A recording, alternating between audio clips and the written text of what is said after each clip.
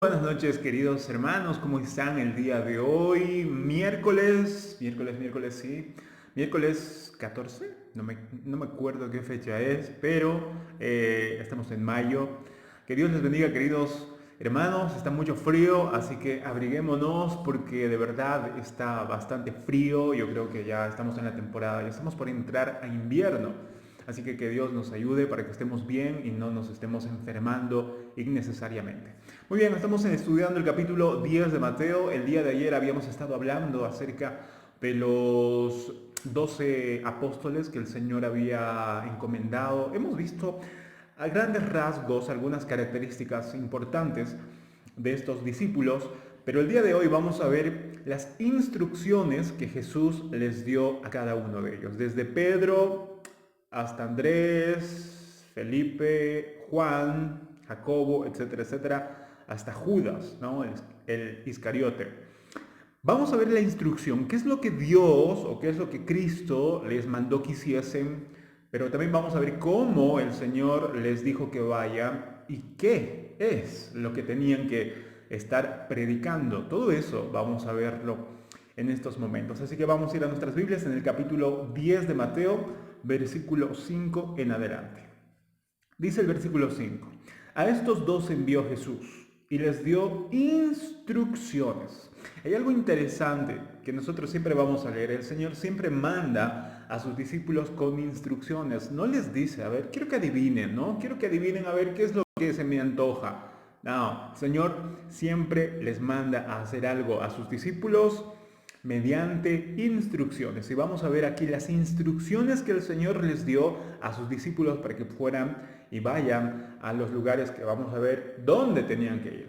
Entonces, dice el versículo 5, les dio instrucciones diciendo: por camino de gentiles no vayáis, en primero.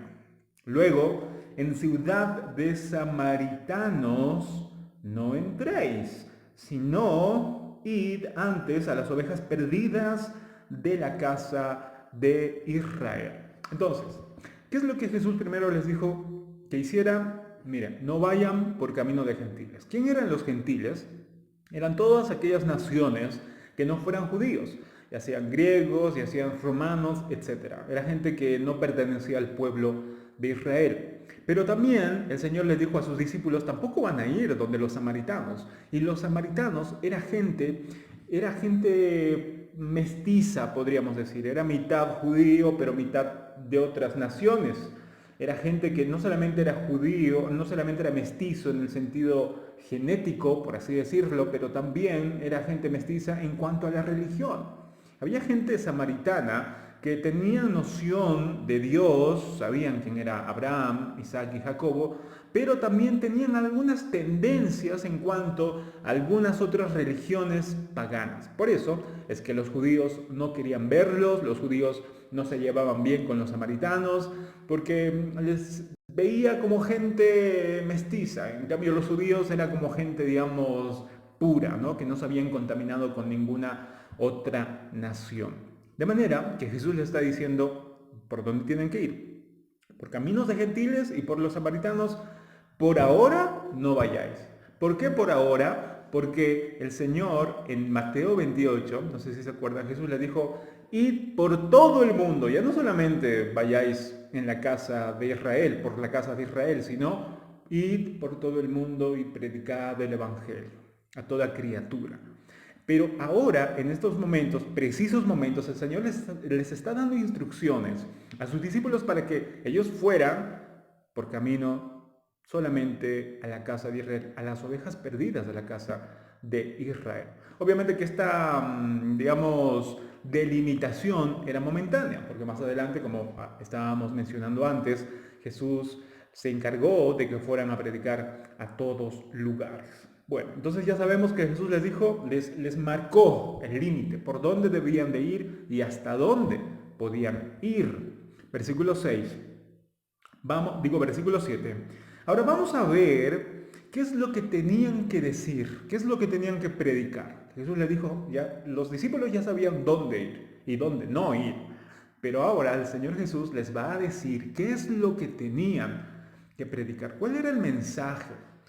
que tenían que ellos dar. Versículo 7. Y dice, y yendo, predicad, diciendo, el reino de los cielos se ha acercado. Primero, eso es lo que tenían que hacer, predicar, yendo, predicar. Probablemente estos apóstoles, discípulos, tenían que estar predicando tal vez en las plazas, en las aldeas o tal vez en las sinagogas, si alguno de aquellos encargados de las sinagogas les invitasen para que puedan predicar. El punto es que vayan a predicar, ¿qué cosa? El reino de Dios se ha acercado. Este mensaje viene desde Juan el Bautista. Juan el Bautista empezó a predicar diciendo, el reino de los cielos se ha acercado, arrepentíos. Jesús hizo lo mismo y también les está pidiendo Jesús a sus discípulos para que prediquen lo mismo. ¿Y qué significa el reino de los cielos se ha acercado? Bueno, sencillamente que el reino de las tinieblas estaba por acabar. Que el reino de las tinieblas ya no tenía el dominio, ya se había acabado el dominio tirano del pecado, de las tinieblas. Vino el reino de los cielos, el reino de Dios, primeramente a los corazones de aquellas personas que podían creer en Cristo, y a partir de ahí, empezando desde sus vidas, desde transformar sus corazones, ese reino se estaba esparciendo no solamente en su ser, sino también en sus quehaceres. En su hogar ya era distinto al reino de las tinieblas, a lo que el mundo vivía, pero no solamente su hogar, sino también su ciudad, su barrio, y poco a poco todas aquellas ciudades, incluso naciones que adoptaron el cristianismo, empezaron a poder ver una gran diferencia con aquellas naciones que no habían adoptado, digamos, el cristianismo. Lo que significa es que el reino de los cielos, el reino de Dios, implica un reino que empieza primero en nuestros corazones, distinto, es todo lo contrario al reino de las tinieblas, del pecado. La paga del pecado es la muerte, ¿verdad? De manera que el Señor vino a poder sanar lo que estaba enfermo. El Señor vino a destruir aquellas obras malignas, a liberar a los demonios, etcétera, que más adelante vamos a ver.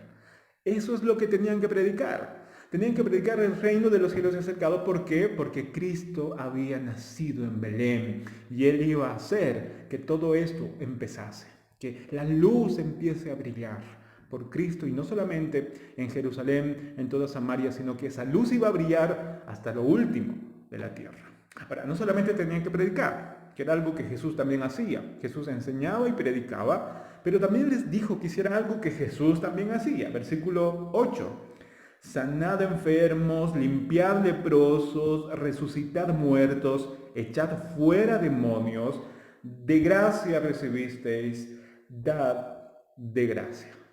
Todo lo que Jesús estaba haciendo les pidió y les mandó con autoridad que hiciesen sus discípulos, que sanen a los enfermos, que puedan limpiar a los leprosos. ¿Eso no hacía Jesús? Claro que lo hizo, ya habíamos visto en los anteriores capítulos, que echen demonios, etcétera, etcétera. Incluso Dios le dio la autoridad a estos apóstoles para que resuciten muertos.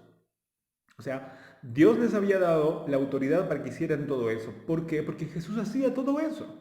Algo muy interesante que podemos aprender de aquí es que el Señor nunca les ha pedido a sus discípulos que hagan algo que Jesús no haya hecho. Que no haya hecho. De manera que Él es quien primero nos enseña con su ejemplo para que nosotros también podamos hacerlo.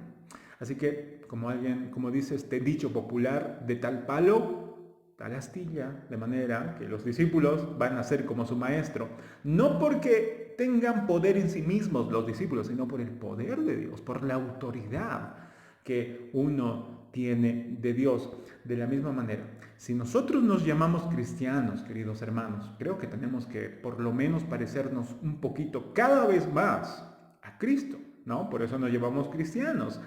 De manera que no podemos permanecer estando como hemos estado empezando en el camino del Señor, sino que cada vez tenemos que parecernos más a nuestro Salvador. Tal vez no podamos resucitar muertos, tal vez no podamos limpiar leprosos, pero por lo menos cada uno de nosotros podemos predicar el Evangelio, podemos sanar, tal vez no sanar heridas físicas, pero sí ayudar a poder sanar esas heridas emocionales, esas heridas a las personas que tal vez están dañadas emocionalmente, y poder ayudarles a estar al lado de ellos, a poder estar con aquellas personas que nadie quiere estar, nosotros poder estar al lado de ellos. Así nos parecemos más a nuestro Salvador. Y de gracia hemos recibido eso, de manera que de gracia lo tenemos que dar. No tenemos que cobrar, no tenemos por qué cobrar, porque todo lo que hemos recibido fue de gracia, de manera que nosotros también lo demos y les demos a las personas todo eso de gracia. Y con alegría, no diciendo, ay, está bien, te voy a hablar de Cristo, oh, está bien, voy a estar a tu lado. No, sino con alegría, con gozo en el corazón. Ahora, ya hemos visto primero por dónde tenían que ir, luego hemos visto qué es lo que tenían que predicar y qué es lo que tenían que hacer. Y ahora vamos a ver cómo tenían que ir, en qué forma tenían que ir. Versículo 9 dice, no os proveáis de oro ni de plata, ni cobre en vuestros cintos, ni de alforja. Alforja era un bolso que llevaban todos los peregrinos, los caminantes para el camino, ni de 2 túnicas, ni de calzado, ni de bordón. Bordón era un palo que tenían todos los viajeros también, era como un palo. Porque el obrero, dice, es digno de su alimento. Hay algo impresionante aquí que el Señor nos está tratando de poder decir. También nos está enseñando cómo es que Dios o que Jesús les envió a sus discípulos de 2 en 2. Les dijo, no lleven nada. No lleven nada de equipaje. No lleven oro, no lleven plata, no lleven bronce, no lleven 2 túnicas, no lleven ni siquiera una maleta. Vayan así, con lo que están. Ni siquiera lleven 2 túnicas, ni siquiera una sandalia de reserva, nada. La pregunta es, ¿por qué? No teníamos que ser precavidos, no tenemos que nosotros prever qué tal si nos pasa algo, qué tal si de repente no nos dan alimento, qué tal si llegamos y de repente nos falta comida. Y aquí hay algo precioso que el Señor nos enseña. Cada vez que el Señor nos manda a hacer algo, siempre Él va a proveer. Dios proveerá. Lo que está tratando de enseñarnos Cristo aquí, de alguna manera, es que en cada uno de nosotros podamos entender, Dios proveerá. Si nosotros estamos trabajando para Él, si nosotros estamos trabajando en su reino, Dios proveerá todo lo que nosotros necesitamos. Todo lo que nosotros necesitamos, porque si llevaríamos oro, si tendríamos que llevar plata y todo lo demás, tal vez estaríamos más preocupados, porque tal vez no hemos llevado suficiente oro, no hemos llevado suficiente plata, etcétera, o 2 túnicas o 3 túnicas, tal vez era que llevemos más. Tal vez estaríamos concentrados y pensando en esas cosas. Pero de alguna manera, el Señor nos está mostrando, de alguna forma, en que cada vez que hagamos algo para el Señor, que nos concentremos en eso, que no estemos viendo otras cosas alrededor o todo lo que conlleva. El Señor va a proveer. Y eso es a veces difícil de poder creer y difícil de vivir, porque claro, las necesidades están al orden del día.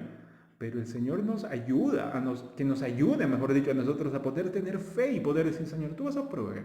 Yo voy a trabajar, yo tengo que hacer lo que tengo que hacer, voy a ser diligente, voy a ser responsable y tú proveerás.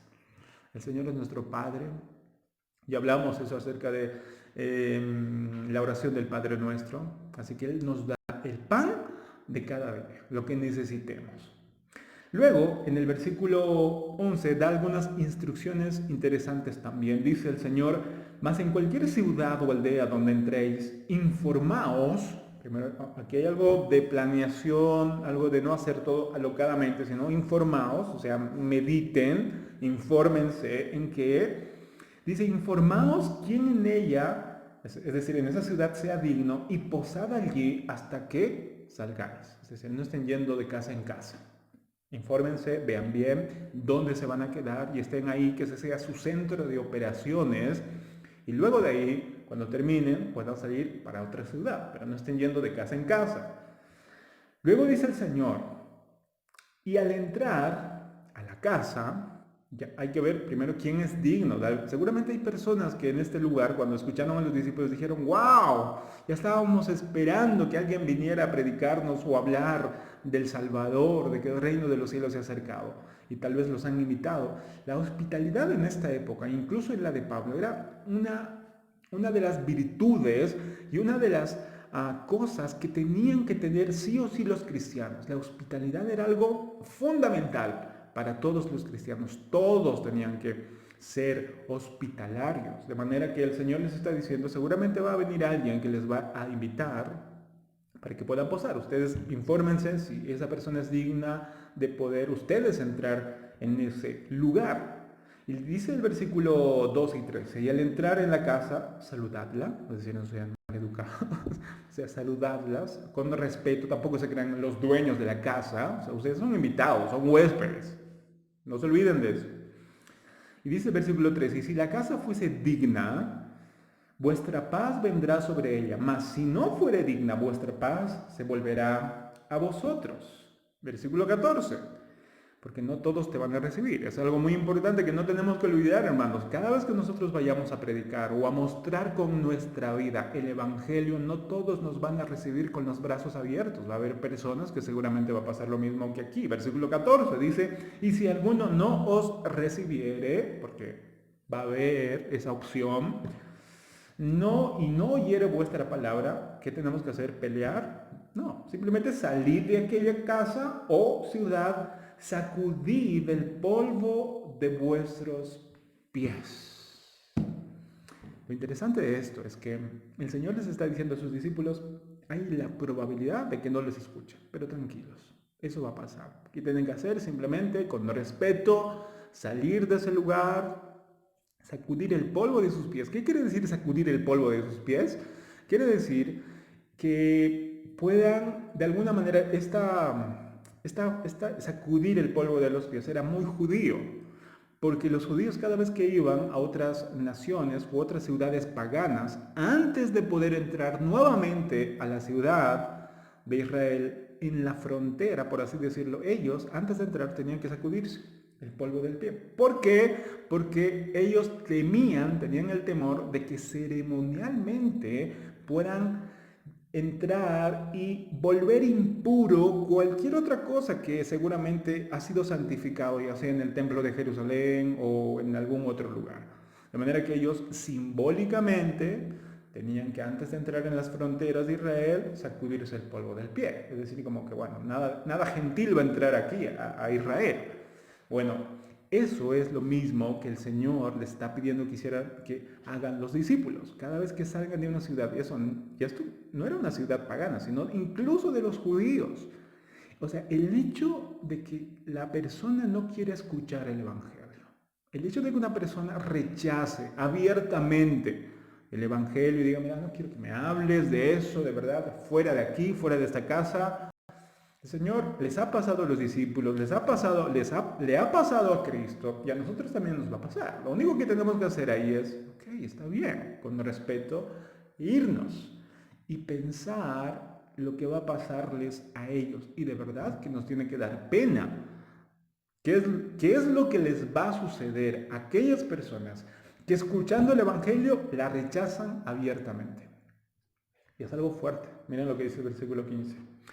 De cierto os digo, dice, que en el día del juicio, es decir, en el día final, cuando se juzgue a todo ser humano, será más tolerable, es decir, será un poquito más liviano, más tolerable el castigo para la tierra de Sodoma y Gomorra que para aquella ciudad.